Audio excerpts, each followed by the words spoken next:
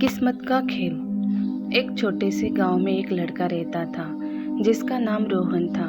रोहन एक साधारण परिवार से था।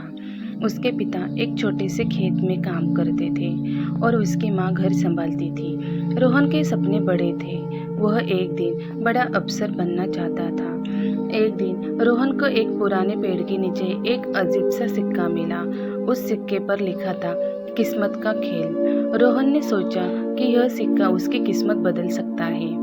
उसने उस सिक्के को अपने पास रख लिया और सोचा कि अब उसकी किस्मत बदल जाएगी। लेकिन कुछ दिनों बाद रोहन के साथ एक दुर्घटना हुई। वह बीमार पड़ गया और उसका खेत भी खराब हो गया।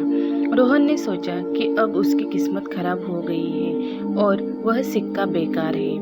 एक दिन रोहन के गांव में एक बूढ़ा साधु आया।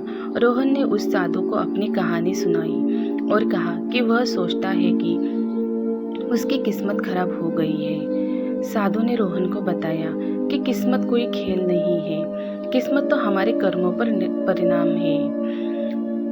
अगर हम मेहनत करते हैं और सही दिशा में काम करते हैं तो हमारी किस्मत खुद बनती है। रोहन ने साधु की बात मानी।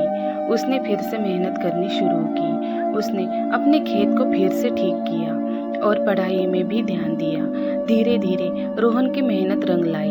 वह एक अच्छे कॉलेज में दाखिला लेने में सफल हुआ और फिर एक अच्छी नौकरी भी मिली। रोहन ने समझा कि किस्मत कोई बाहरी चीज नहीं है जो हमें मिलती है। किस्मत तो हमारे अपने कर्मों और निर्णयों से बनती है। उसने वह सिक्का किस्मत का खेल को एक याद के तौर पर रख दिया और आगे बढ़ता गया। किस्मत हमारे हाथ में नहीं है, लेकिन हमारे कर्म और हमारे निर्णय हमारे भविष्य को आकार देते हैं। मेहनत और सही दिशा में काम करने से हम अपने लक्ष्यों को प्राप्त कर सकते हैं।